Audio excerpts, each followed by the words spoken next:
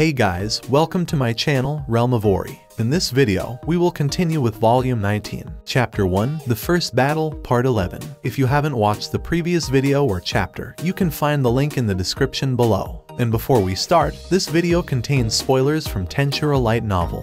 And by the way guys, please don't forget to subscribe to my channel and click on the bell icon to get notifications for upcoming videos. So without further ado, let's get into the video. And then, night fell. Guy and I relocated to another venue to enjoy a drink together. Interestingly, the beverages served were the ones I had stored in my stomach. This peculiar arrangement came about because Guy strongly insisted that I provide the same drinks that Rain and the others had been enjoying. I wanted to refuse him, but I had a weakness for enduring things. Defending myself against Guy's persistence was tiresome and bothersome, so I made the decision to give in and do him the favor. Diablo, Benimaru, Sawe, Rain, Misery, and Sylvia-san were also present at the party. In addition, there was a discreet late-night meeting taking place. The main topic of discussion was what we should do with the country now that Leon was no longer here. This was the subject of our confidential conversation. Having already assessed the enemy's strength during the daytime meeting, we were now reaffirming our future plans. The town had not suffered significant damage, but Leon's castle was in ruins and there were people without shelter. The lack of a designated place for refugees posed a problem. The general consensus among the knight captains was to remain in the country and rebuild both the town and the castle. However, if the aggressors were to target this location, it would be difficult to defend against them due to our insufficient forces. While the likelihood of this place being targeted was low now that Leon was gone, I believed it was necessary to take some action rather than doing nothing about it. Why don't we just give them the freedom to do as they choose if they're going to stay? But you do realize that it doesn't help to just talk about ideas, right? You could ask El-chan, but I don't think Sarian will take them either. The overall population of Leon's country was under 20 million, making it impossible to adequately supply enough food for such a large number of people. While they could manage for a few days, the uncertainty of how long they would have to endure created a sense of helplessness. The residents of the Golden Land El Dorado would feel psychologically demoralized if they were sheltered without being able to work.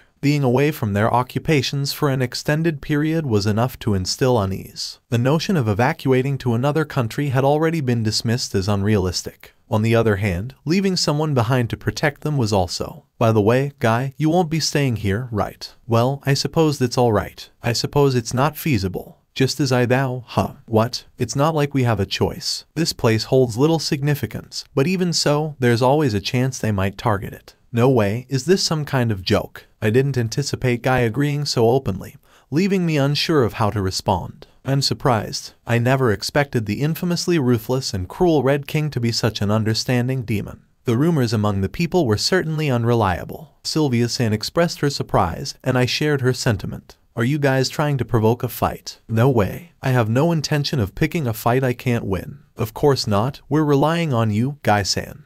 His gaze was intense. Sylvia-san and I exchanged glances, attempting to mask it with a friendly smile. With the agreement that Guy would defend Leon's territory, Ms. Kigali arrived. Oh, Kigali-san, have you settled in? Yes, it was so long ago that I can't even recall the details now. There's no point in getting overly sentimental about it, Kigali responded, but it was evident that she was trying to appear strong.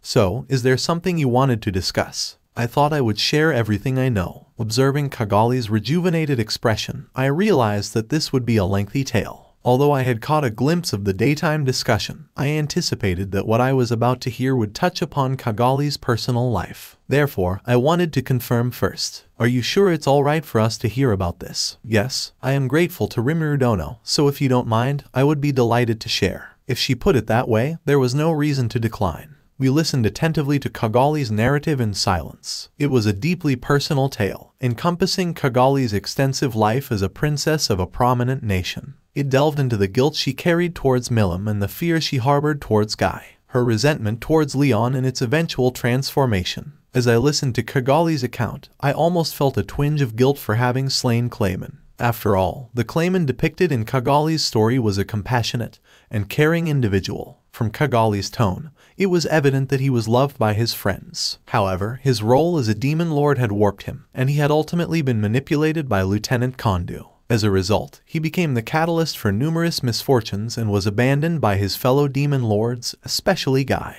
and it was I who had ended Clayman's life. Regarding Clayman, well, there's no need to apologize. It was I who devised the plan, and Rimuru simply outmatched me. After all, this is a world of survival of the fittest, and there's no need to show mercy to the defeated. Actually, I wanted to discuss Tear. Tear was another member of the moderate clown troupe who had caused us trouble. Although she was not as malicious as Clayman or Footman, she had proven to be a formidable enemy. However, now that we had reached an agreement, we were no longer adversaries. It was only natural for us to assist her as an ally, if not as a friend. That's why I had rescued Tear when Jahal was about to kill her, but in the process, she had sustained severe injuries while protecting Kigali. She was currently recovering in her hospital room, with Seal-san providing assistance. The isolation of the information particles comprising Clayman's essence has been completed. Would you like to merge them to supplement Tear's missing components? When I was asked this question, I consented. Upon reflection, I had completely assimilated Clayman's essence. I had believed that I had absorbed all of him as energy, but it appeared that some remnants had been isolated. I did not wish to leave such remnants behind, and I believed that Clayman would be happier returning to his comrades rather than remaining within my bus rate would have been reasonably high if the emulated soul had been inhabited by the residual information particles and given a temporary body. However, I never received an answer. Clayman was deceased. Hence, I sought to aid him as part of Tear from now on.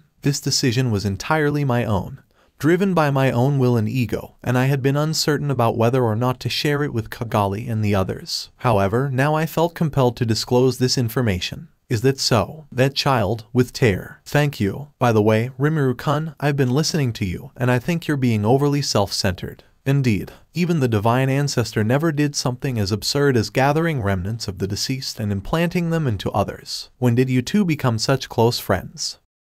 We don't really get along. It's not terrible, though. Yeah, that's right. From my perspective, it's quite initially believed that Guy Crimson over there was a wicked demon who became a demon lord after swiftly slaying my brother Jahal. If it were that easy to get along with him, no one would have any issues, right? You have quite the audacity to say that in front of me.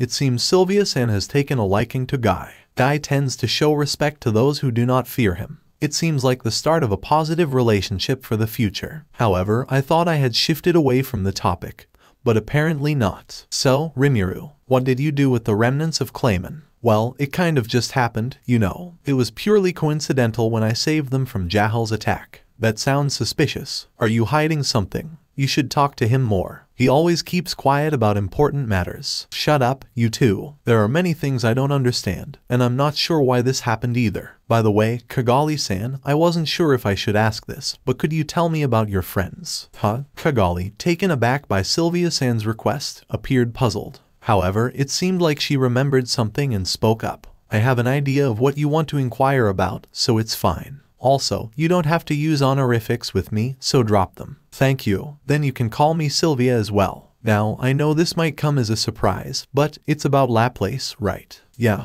Did you hear about it? Yes. When you called him Saurian, Laplace reacted to your voice. Saurian. If Saurian from the Sorcerer's Dynasty is Laplace's real name, then I have quite the person on my side. Laplace is a former chosen hero. Yes, that's correct. And, by the way, he's my husband and El-chan's father. I looked at Kigali in disbelief, and she calmly nodded in return. It seemed she had already come to terms with everything. The same could be said for Sylvia-san, I suppose. Although it had been a long time, she didn't display any resentment towards Kigali, even though she could have harbored more animosity considering her husband, whom she believed was dead, had turned into an undead elf. I'm sorry, I don't hold it against you for hating me. But I'm still glad I met Laplace. I'm glad to hear that too. It gives me hope that he didn't change even after his passing. The way he defended you in the end made me realize that the man I loved is no longer. Well, that may not necessarily be true. I didn't intend to console her, but those words slipped out of my mouth. It was a selfish thought, but I couldn't abandon hope. Seal-san had informed me that the chances of Yuuki and Laplace being alive were not zero. That's why I chose to believe that they were still alive. You're right, the boss is truly stubborn. Yeah, Saurian has been alive all this time and hasn't even contacted me. He's really a worthless person. He just reincarnated as an undead elf, lost his memory, and left me all alone. There's no point in worrying about such a worthless guy, so I'll change my mindset. It seemed my words had some effect. I was concerned that I might have said something inappropriate. But if I could alleviate Kigali's and Sylvia-san's emotions even a little, then I considered it a job well done. And so, our late-night conversation continued, with the aim of overcoming today's sorrows to secure victory in tomorrow's battles.